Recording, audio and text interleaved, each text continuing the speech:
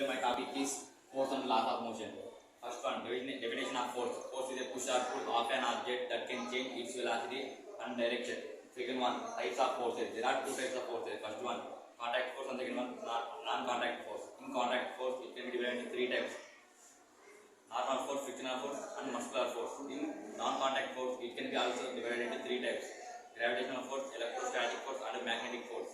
Third one, laws of motion. There are three types of laws.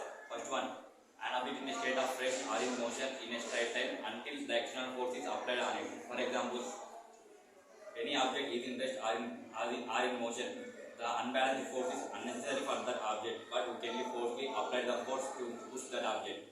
Second law, the rate of change of momentum is directly proportional to the applied force and unbalanced force on it. Momentum is equal to mass into velocity.